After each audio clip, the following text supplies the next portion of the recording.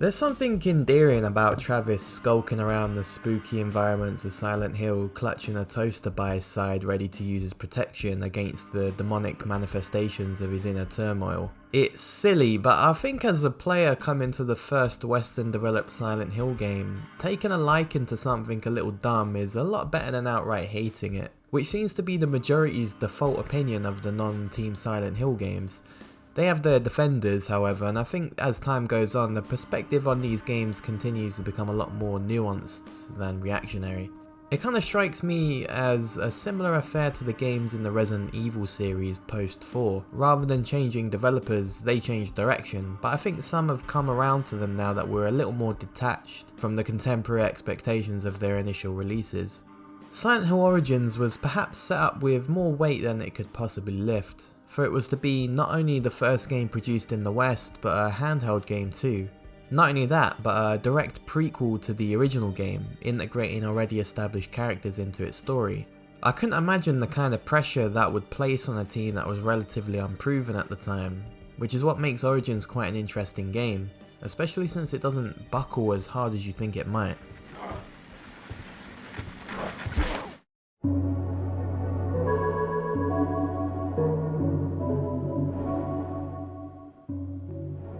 Some might question the value of a prequel to Silent Hill. NitroRad even echoes this sentiment in his review of the game. Yet given a second to analyse, the original Silent Hill was actually quite obtuse in its narrative specifics. If you were to abandon the knowledge archived in countless wiki entries, what was actually going on in OG Silent Hill was never too concrete. Maybe a prequel is more valuable than we initially thought. Origins makes the events clearer, yet I don't think it oversteps the idea of ruining a mystery as such, because Silent Hill was already toying with explanations in the first place. Sam Barlow, the game's writer, even questions the idea.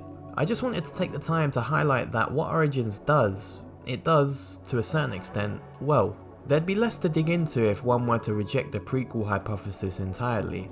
So I'd rather review how the game executes on what it is rather than criticise it for not being something that it isn't. However, to establish a stance, I will say that I think the greatest weakness of the original Silent Hill was its story. Since Origins is built in direct lineage to that story, I think it's ultimately off to a tapered start. It's diminishing returns in horror to keep drawing from the same well, which is why I think the game pulls a smart move by imitating how Silent Hill 2 manoeuvred around the issue. Travis's inner journey is just as in focus as ticking off the plot point dominoes that lead into the first game. Therefore, it's not entirely predictable or a complete slave to its role as a prequel. Sam Barlow contributed to the writing and design of the game, which might prick up ears to those familiar with his recent releases. Her story was an interesting experiment in narrative delivery, so being familiar with his work was perhaps an angle of interest some might not go into Origins with, lest they be familiar with his name. Silent Hill is structurally so different from a smaller title as Her Story, however, that it was fascinating to see retrospectively how a creative voice such as Barlow's may have come through, and I think his inclusion on the team really helped them pull up the best results they could possibly get. Namely the focus on character reflection. Firstly, I could honestly go without mentioning the plot of Origins and still have a lot to say. Therefore I'm inclined to skip past it entirely since it's the least interesting part of the experience. There's a girl, she has supernatural powers, a few cliches and eye rolls later, yada yada yada, Silent Hill is a thing, then details set up Harry and Cheryl Mason's fate are placed, we move on. What's much more interesting in Origins is Travis's journey and what Silent Hill reveals about his character. You may not assume it, I certainly didn't at first, but Travis has a fair bit more going for him past his appearance as a trucking cliche. It's easy to see the body warmer, plaid shirt and hat and put Travis in a box. Gruff man behind the wheel of a big rig. America, you know the deal. I like Travis though, he's an everyman, blue collar and genuinely out of place in a town like Silent Hill.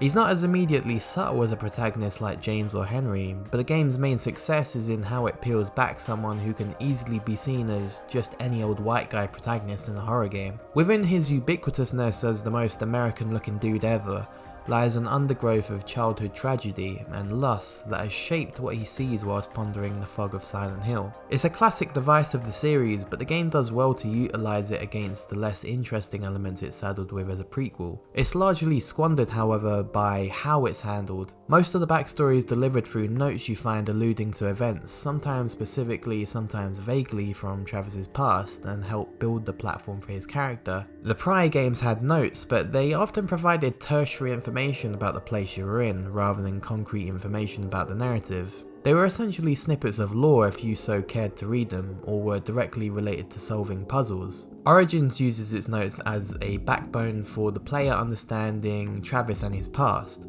You'll need to pay attention to them too, because they build up the majority of events that lead to some of the revelations that are more directly shown to you later on. Which is baffling because the game also has a substitute method of delivering backstory to you through audio flashbacks. The screen will flash with a jarring sound and purple filter accompanied by dialogue from Travis's childhood. It's something you'd never see executed in the way that it is here, back in the Team Silent games. It's unsubtle and feels so very out of place in a Silent Hill game. Distinctly Western too. Although I couldn't claim these story delivery techniques as categorically Western, many different cultures utilise them after all, but Origins felt like it was making a concession in this way. It's the scripting of these moments, and I mean the actual game's way of executing them as scenes, not the writing, that is the biggest whiff, that there's something off about the presentation in Origins. There's a distinctly Japanese sensibility to the Team Silent games that feels absent from almost the first moments of Origins. Distractingly so. They had that look, that tone, the older games, or perhaps it was how every image in them served the story in a precise number of ways. You'll notice in Origins how enemies such as the nurse and straitjackets return. Many will claim that they're simply reused and criticise the game for it, but I think the appearance of these enemies reveals a deeper underlying problem with Origins' story. See, we all know the reasons why the creatures take the shape they do in Silent Hill. They're a reflection of some facet of the character. This way, it in fact makes total sense as to why the nurses and straitjackets appear. Being a trucker, we can imply Travis has probably not really had the time to settle down and establish a relationship with anyone, let alone a romantic one. Therefore, much like many note of James, the nurses could be this facet of Travis's psyche come to haunt him. Not to mention his abusive relationship with his mother could have led him to vilifying women to a certain extent. However, there's less of a reason for that to be the case. I'll come back to that. Turning to the straitjackets, the reasoning is much more apparent. Travis's mother was sectioned at a sanitarium, and a place that the straitjacket image would commonly be associated with.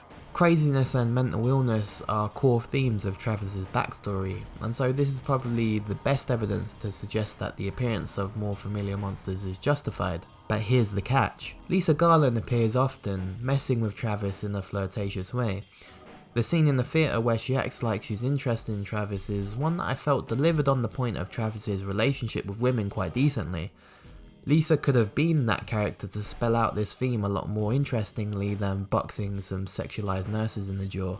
Not only so, but there's less to suggest that Travis more generally vilifies women completely, since he doesn't change the way he acts around Lisa or Dahlia, and in fact the main motivation for him is to help Alessa. Therefore I find it more of a stretch to justify the presence of the nurses to function in the same way that they did for James, when the character of Travis is so different.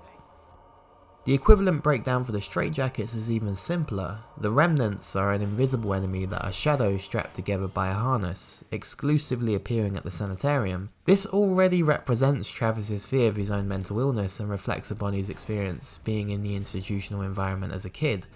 So why the straitjackets also appear, I don't know. Maybe having more than one of each enemy for a symbolic point may hit upon the idea a little harder, but again, it doesn't feel persuasive in that regard. Instead, it feels like the narrative was shaped around the inclusion of what's familiar, rather than things being born as needed to tell the story. The narrative bends to suit whatever iconography that needs to be included for more potentially shallow reasons. This is the largest pitfall of Origins for me. It really can't exist on its own, as it relies too much on callbacks to elsewhere in the series in order to shorthand the player its ideas. Take the Butcher as another example. He serves as a Pyramid Head analogue, yet he only appears twice in the entire game. He serves a symbolic reminder of what Travis could become. Taken on his own, the Butcher works and is quite well considered, however his striking resemblance to Pyramid Head is what makes him more groan-worthy than is deserved. Which is a shame because Travis's backstory as a character is interesting and could have been delivered in a much more interesting way if the techniques weren't either so familiar or misunderstood here. It feels like Origins was afraid to risk alienating its audience. The Team Silent games are defined by their visual and audio experimentation. Origins is in an impossible position to succeed as it would need to follow in the footsteps of innovating, but not so much as to be perceived as changing the formula that the series had built. On its own, how Origins delivers its story is perfectly functional. Contrasting to the prior games though, it lacks the subtlety to make it unique. Therefore, it's not necessarily the artistic content of Origins that is failing rather than the way in which it is presented and in some cases spoon-fed to the player. It's all in the execution with a piece of horror work, and Origins lacks the true bite needed to really sink the player into either part of its story, both within the handling of Travis and the prequel elements. The script not giving Travis his character moments is a major culprit. The penultimate boss of the game is the final manifestation of his past. Travis's father, Gordon Freeman, killed himself after he lost his wife to a mental illness. And in a rather bleak detail, upon returning to the motel room in which they were staying, Travis remained, talking to the corpse until the next morning. It's the personal climax for Travis's character, this surfacing of an unimaginable trauma. Only after defeating the apparition, all he has to say is, "Why won't you let me forget? Why are you doing this to me? Come out! Come out! I've got your thing for you." Happy? You've dug up my parents, what now? When do we get to look inside your sick little mind?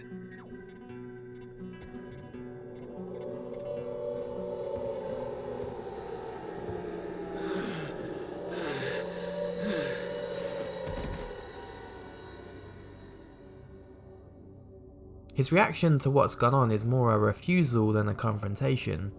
There's nothing coming from Travis here, there's no insight or breakdown of how this has all affected him, and his comments to Alessa more like he just wants the plot to finally come to an end rather than actually recognise anything that just went on for himself. I mean, after machine gunning a monstrous representation of your dead father, you might think there'd be a moment for Travis to contemplate, to come to terms with himself, his past and what he's been seeing. That was the most powerful moment of the second game, James getting to sit beside Mary one last time.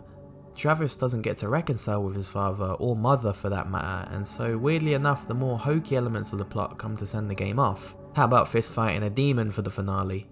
The backstory here is effective and quite a nuanced take on a situation considering it's not entirely black and white, especially with the depth given to it when you read the extra materials.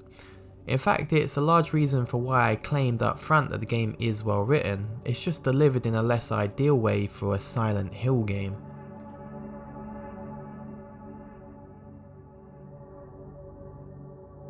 The game does take a more assertive approach to adjusting the mechanics however.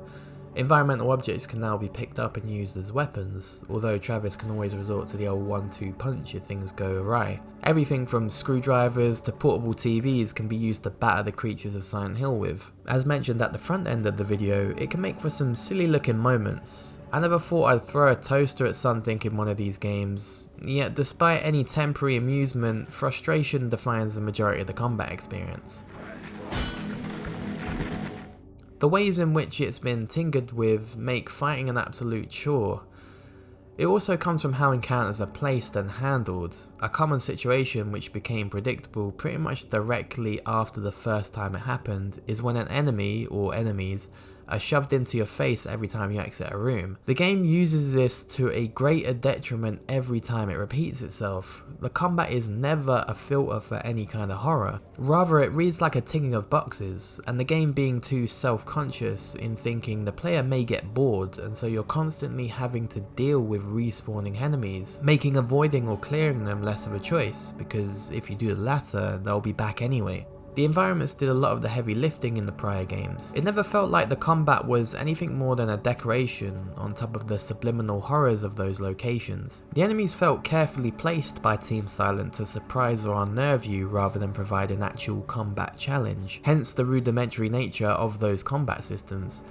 Origins doesn't put a cap on how it uses its encounters, and so they feel less precisely placed and a lot more like filler within the space rather than providing anything meaningful to the experience. It's also more plainly a systematic mess. The lock-on is too soft to be reliable, and sometimes you're so outnumbered that anything other than running is optimal to avoid frustrating stun locks.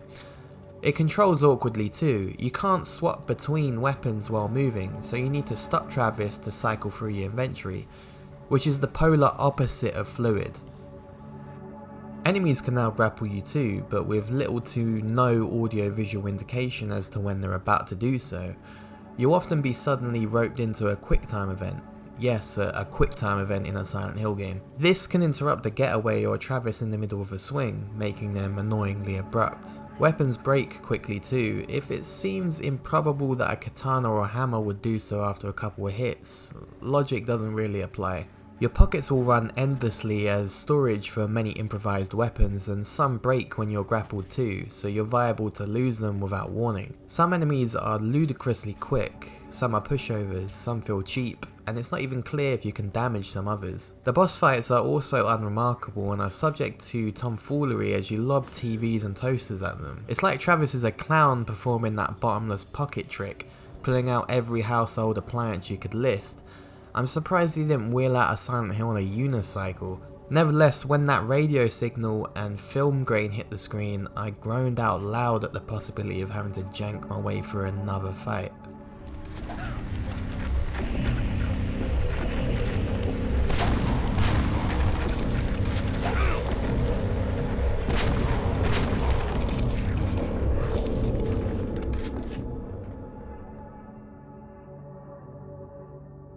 The strangest thing about Silent Hill Origins is that despite its quite numerous shortcomings, you can still feel the effort that was put in by Team Silent to make this game not suck.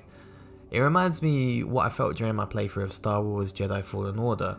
There's a passion behind the game that doesn't allow it to fall to the caverns as just a cash grab or a fundamental misunderstanding of the genre or series. In an interview, Sam Barlow said, "Unfortunately, there were some problems there, and the game that they were making was not in the best shape. We hadn't done anything to deserve to work on Silent Hill, but we worked very well as a team, had strong skill sets, and well, we were available. At that point, there wasn't a huge amount of time to get the game done, but we insisted that we needed to redo the lot of the game in order to make it something that wouldn't embarrass the franchise. The game we shipped wasn't perfect, and I'd personally question even the idea of a prequel to Silent Hill, but it was much better than what might have been." This is pretty much it. Origins is a game that turned out much better than it had any right to be. Although in comparison to the original 4 it falls short, as a game set up from the start to hit a brick wall, Silent Hill Origins is at least worthy of a playthrough to experience what it does get right. It still feels like Silent Hill. The town itself hasn't been lost in this rendition.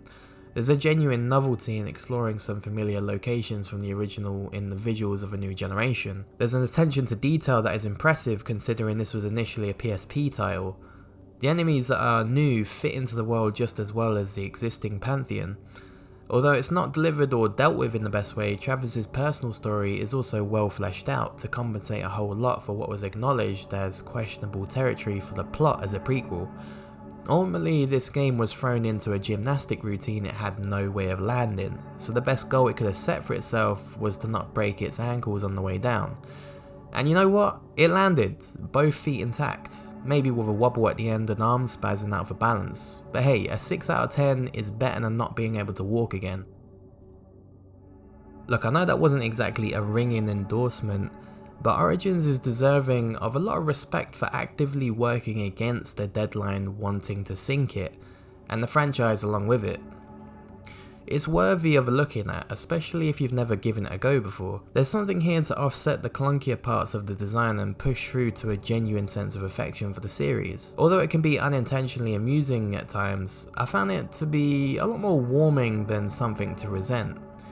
It garners sympathy rather than ridicule. At the end of the day, Origins feels like hanging with a friend who appreciates Silent Hill as much as you do, and spins a yarn to not step on the toes of what's seen as legendary. The game doesn't crash and burn, rather like Travis, it pulled up on the side of the road, took a walk into town, then headed back on its merry way.